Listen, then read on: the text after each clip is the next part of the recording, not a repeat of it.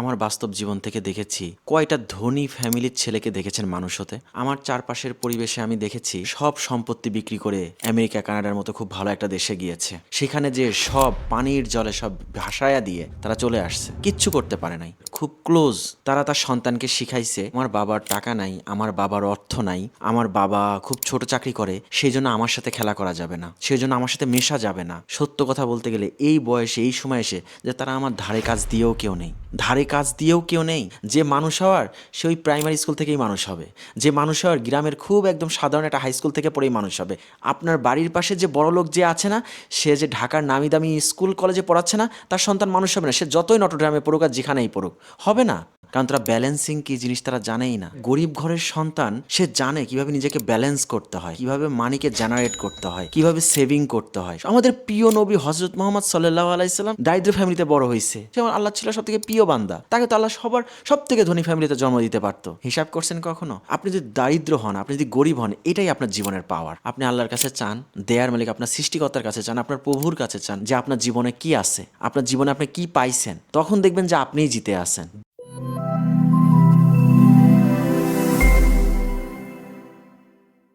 কিছু বাস্তব সত্য কথা বলি। আপনার জীবনে আপনি খুব অভাবী হতে পারে, আপনি খুব অভাবী একজন বাবা হতে পারে, আপনি অভাবী একজন মা।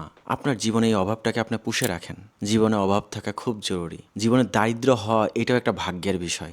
সত্য কথা। হয়তোবা আপনার কাছে জিনিসটা হাস্যকর মনে হচ্ছে, কিন্তু সত্য কথা। আপনি খুব সাধারণ একটা ফ্যামিলি থেকে আপনি বড় হয়েছেন, আপনার দুইটা ছেলে মেয়ে আছে, একটা ছেলে মেয়ে আছে। আপনার কাছে মনে হচ্ছে যে আপনার এই সন্তানকে আপনি কিভাবে মানুষ করবেন, কি হবে ইন দ্য ফিউচারে। বা আপনি নিজেও একজন পার্সোনালি, আপনার বাবা মা খুবই গরিব, আপনার জীবনে কোনো অ্যাসেট নাই, আপনার জীবনে কি হবে, এটাই আপনার জীবনের সব থেকে টার্নিং পয়েন্ট। আমার বাস্তব জীবন থেকে দেখেছি আপনার চারপাশেই আপনি দেখুন কয়টা ধনী ফ্যামিলির ছেলেকে দেখেছেন মানুষ হতে, কয়টা ধনী ফ্যামিলির ছেলেকে দেখেছেন। আমার জীবনে আমি দেখিনি, যত কথাই বলুন, আমার চারপাশের পরিবেশে আমি দেখেছি, আমার পরিচিত ভিতরে অনেকে দেখেছি যে বাবার দাদার সব সম্পত্তি বিক্রি করে আমেরিকা কানাডার মতো খুব ভালো একটা দেশে গিয়েছে। সেখানে যে সব পানির জলে সব ভাসায়া দিয়ে তারা চলে আসছে, কিচ্ছু করতে পারে নাই। আমার জীবনে আমি দেখেছি আমাদের পাশের খুব ক্লোজ তারা তার সন্তানকে শিখাইছে যে আমার বাবার টাকা নাই, আমার বাবার অর্থ নাই, আমার বাবা খুব ছোট চাকরি করে, সেই জন্য আমার সাথে খেলা করা যাবে না, সেই জন্য আমার সাথে মেশা যাবে না। তারাই যখন এই জিনিসগুলো আমাকে এই ছোট্ট সময় যখন বলেছে তোমার সাথে মেশা যাবে না, তোমার সাথে খেলা যাবে না, তোমরা গরিব, তখন আমার মনের ভিতরে কতটা কষ্ট হয়েছে। যখন আমি তাদের সাথে আমার একটা আত্মীয়র বাসায় গিয়েছি, যখন সেই মানুষগুলা বলে বসেছে ও এটা এর ছেলে, ও আমাকে যখন সাইড করে রেখেছে, যখন সেই আরেকজন যে আর কি স্টাবলিশড, ও এইটা এনার ছেলে, এটা খাবা, এটা খাও, এটা নাও, এটা ধরো, তখন আমার চোখে কিরকম লেগেছে। কিন্তু বাস্তবতায় এসে দেখা যাচ্ছে যে সত্য কথা বলতে গেলে এই বয়সে এই সময় এসে যে তারা আমার ধারে কাজ দিয়েও কেউ নেই, ধারে কাজ দিয়েও কেউ নেই।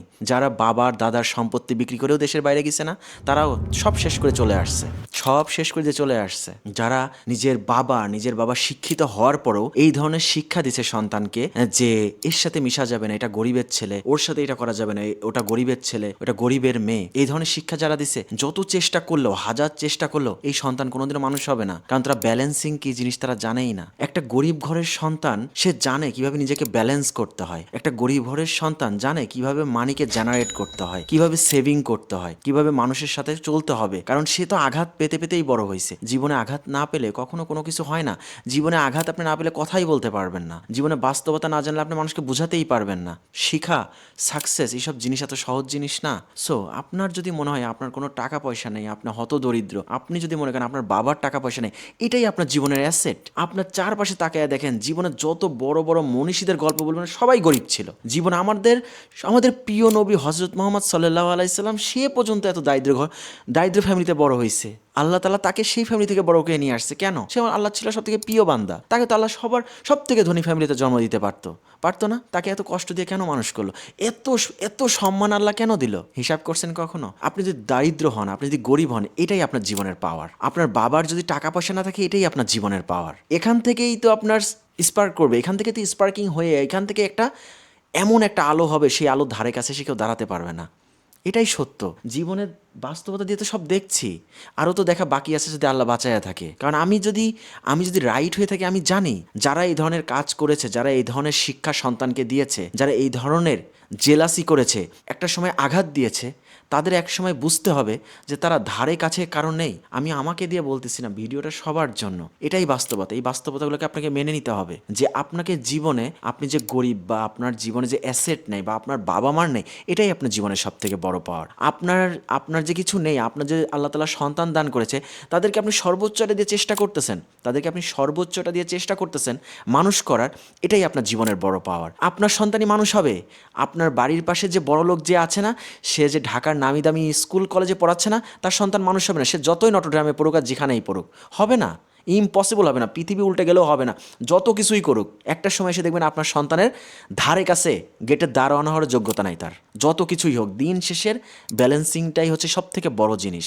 দিনটা শেষ করার পরে, শেষ ভালো যার সব ভালো তার, শেষটা করার পর তখন ব্যালেন্স করবেন যে আপনার জীবনে কি আছে, আপনার জীবনে আপনি কি পাইছেন, তখন দেখবেন যে আপনিই জিতে আছেন। দিন শেষে যারা জীবনে সব সময় খারাপ থাকে, তারাই দিন শেষে ভালো হয়। সেই জন্য আপনার যদি খুবই কষ্টে থাকেন, আপনার যদি আর্থিক যদি খুব সমস্যা থাকে, এটাকে আপনি পাওয়ার হিসাবে কাজ করেন। এটাকে আপনি এইভাবে পাওয়ার হিসাবে কাজ করবেন, আপনি আল্লাহর কাছে চান, দেয়ার মালিক আপনার সৃষ্টিকর্তার কাছে চান, আপনার প্রভুর কাছে চান, আপনি যে যে ধর্মে বিশ্বাসী, আপনার সেই সৃষ্টিকর্তার কাছে আপনি চান। দেখবেন আপনি জীবনে একটা কিছু পাবেনই।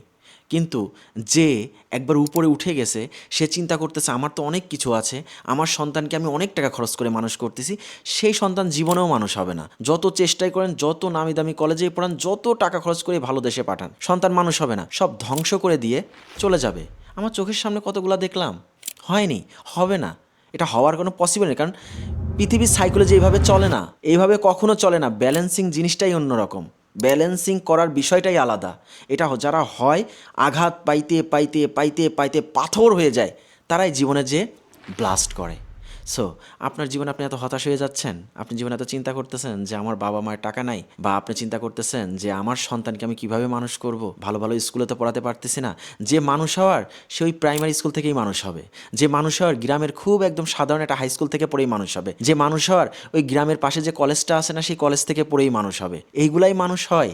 আর যেগুলো ওই যে আপনার নামি দামি কলেজে পড়ে না, সেগুলো তো বাবা আবার টাকা উড়ায়, সেগুলো কি মানুষ হয় নাকি? চোখের সামনে দেখায় মানুষকে যে হয়েছে। যদি একটা সময় বড়লোকের ছেলে পেলে যদি মানুষ হয়ও, ওরাই হচ্ছে বাবা মাকে বৃদ্ধাশ্রমে পাঠায়, ওরাই বাবা মাকে বৃদ্ধাশ্রমে পাঠায়। ওরা ফিল করতে পারে না বাবা মার সম্মানটা কি, আর বাবা মার কোন স্থানে রাখতে হবে, যদি কোনোভাবেও টাকার মানুষ হয়েও যায়। এই স্টুপিডগুলা। আপনার জীবনে এত ভেঙে পড়ার কোনো কিছু নাই। আপনার জীবনে যদি টাকা পয়সা না থাকে, এটাই আপনার জীবনের সবথেকে বড় পাওয়ার। এখান থেকে চেষ্টা করুন, দেখবেন ভালো কিছু হবে ইনশাল্লাহ।